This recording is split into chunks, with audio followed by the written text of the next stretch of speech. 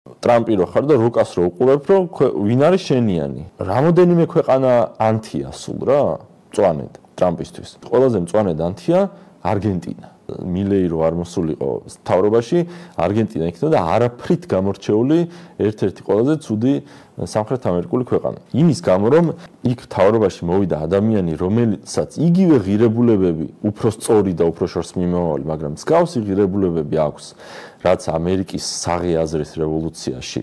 გულისხმება, ამის გამო არგენტინა თელ რუკაზე ტრამპისთვის აენთო დიდად მწვანედ. ესეთივე საშუალება გვაქვს ჩვენ ახლა.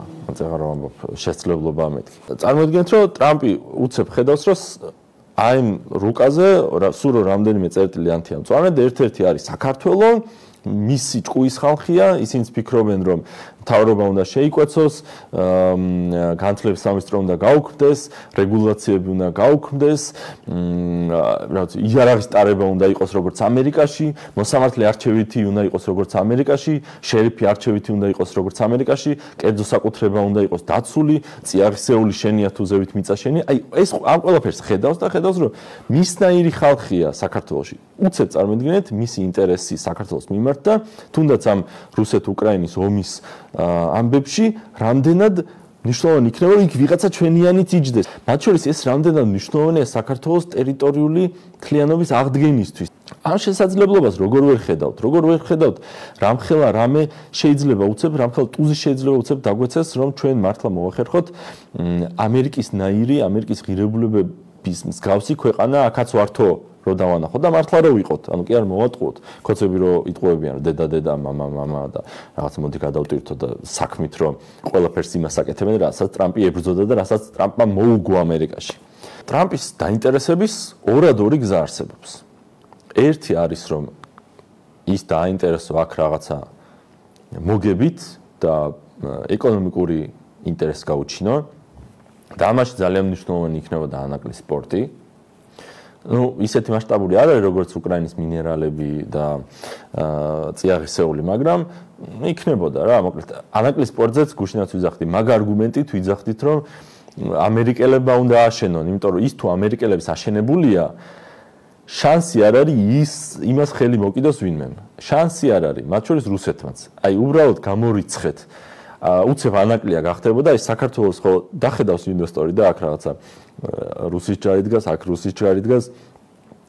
სად უნდა ჩავდო ფული, რა სულელი არა, ნაცრისფერ ზონად წარმოიდგენდა საქართველოს და უცებ ნახავდა, რომ ამერიკელებს აქვთ აშენებული პორტი ანაკლიაში. ანაკლიისგან რაღაცა 50 კილომეტრის მასშტაბით იქნებოდა მწვანე ზონა, სადაც ნებისმიერი ინვესტიცია არის დაცული სამარადჟამოდ. ან ეგეთი ინტერესი უნდა გაუჩინო, ან უნდა დაანახო, რომ ისიანი ხარ. ვერც ერთი ქართველი პოლიტიკოსი, ვერც ქართული ოცნებიდან, ვერც ოპოზიციიდან, ჩვენ გარდა, ვერ იტყვის, რომ მათ იგივე უნდათ საქართველოში, რაც ამერიკაში არის ამერიკული, აი მართლა ამერიკას ბექო, როგორი ამერიკაც დაბრუნდა, აი ესეთი მარტო გირჩს აქვს ნათქვამი. მეტი არავის და გულწრფელად ვერავინ ვერ იტყვის, ახლა უცებ ვერ გადახტებიან, რომ ჩვენ უცებ გავხდით პროამერიკელებიო. ვერ გადახტებიან. ვერც ერთი მათგანი ვერ ახსნის, თუ რატომ უნდათ თუნდაც ის რაღაცა ჩვენგან რომ დააკოპირონ რაღაც დაპირებებიან შეხედულებები, მართლა რატო უნდათ, მაგას ვერც ერთი მათგანი ვერ ახსნის, ჩაიჭრებიან, იციან, აი დებატებში რატოც არ ჯდებიან, ზუსტად იმ არგუმენტით ვერ წავლენ ისინი და ტრამპის ადმინისტრაციას ვერ აუხოვენ თვალს იმას, რომ ჩვენ გავხდით პროამერიკელებიო. იმიტომ იციან, რომ ტყვანები არიან. აი მაგის საჩვენებლად გირჩია მარტო ამ ქვეყანაში. მართლა, თუ მართლა გესმის რას ნიშნავს შენს ტერიტორიაზე ამერიკული ეკონომიკური ინტერესი, რომელიც თანაბარ პარტნიორობაზეა დაფუძნებული და მოდი ერთად გავაკეთოთ რამე პრინციპზეა დაფუძნებული. ასეთი ინტერესი შენ ქვეყანაში არის ყველაზე დიდი უსაფრთხოება ალბათ არის ამერიკული ბაზა, მაგრამ სხვა ქვეყნის ბაზა რატო უნდა გინდოდეს ქვეყანაში იდეაში თუ სხვა გზები არსებობს.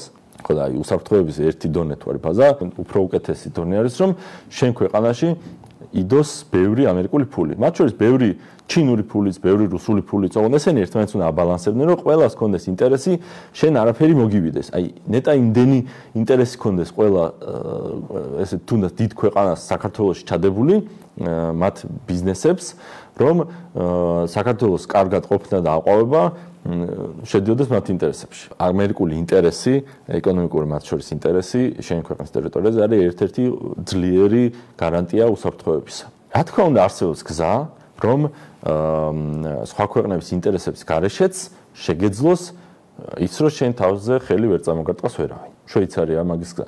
ხო, შვეიცარია ნეიტრალური იმიტომ კი არ არის, რომ სუსტია და მოდი არავის მხარეს არ ვიქნებიო. შვეიცარია ნეიტრალური არის მარტო იმიტომ, რომ ის ისეთი ძლიერია, რომ მასზე თავდასხმის ფასი იქნება წარმოუდგენლად მაღალი. იმდენად მაღალი, რომ ჯობია არ შეეხო. აი, თუ ასე შეგიძლია შენ თავის დაცვა, მაშინ შეგიძლია ნეიტრალიტეტიც გამოაცხადო და რაც გინდა ისაკეთო. ოღონდ პრობლემა ისე რომ აზრზე ვერ მოდიხართ, როგორ და მივაღწიოთ ჩვენ მასეთ სიძლიერეს. მათ შორის მაგას ეკონომიკური სიძლიერე სჭირდება, მარტო იარაღი მაგ არ არის და სროლავიცი არ არის. იმიტომ რომ ომი არის რესურსების ომი და არა თოფიანი კაცების ომი უპირველესად. მე არ თოფიანი კაცებს, რა თქმა უნდა, თოფიანი კაცების გარშე არაფერი გამოდის, მაგრამ ჯერ რესურსები გაქვს. რომ ეს თოფიანი კაცები ყავდეს, კარგად შეიარაღო, ყველა მიცოდეს თოფის როლა, თითო სოფელს, თითო ჯაველინი, თითო სოფელს, თითო სტინგერი, თითო პატარა ჰაუბიცა, ბუნკერი. აი ეგ თუ შეგიძლია რომ შენ ქვეყანაში მოაწყო და წესრიგი გქონდეს და ადამიანებს მართლა გქონდეთ სურვილი თავისი მიწა დაიცვან. აი მაშინ, რა თქმა უნდა, რატომ უნდა ისურო, რაღაცა რომელიღაც ქვეყანას განსაკუთრებული ინტერესი ჰქონდეს შენთან. ჯობია დაბალანსებული ჰქონდეს ცოტ-ცოტა. რა თქმა უნდა, უკეთესია. მაგრამ თუ მაგის აზრზე არ მოდიხარ და არ ხარ მზად რომ ეგ გაიაზრო, რა არის მაგის გასაკეთებელი, შვეიცარია რო გავხდეთ, მაგისთვის რა არის გასაკეთებელი. თუ მაგის აზრზე ვერ მოდიხარ. მაშინ მეორე არჩევნად ხო გრჩება, რომ კი, სოფლიოში ყველაზე დიდ ქვეყანას ჰქონდეს შენ ქვეყანაში ეკონომიკური ინტერესი. იმიტომ რომ თუ ეკონომიკური ინტერესი აქვს, მათ შორის დაინტერესებულია შენს პოლიტიკურ და სხვა მხრივ სტაბილურობაშიც.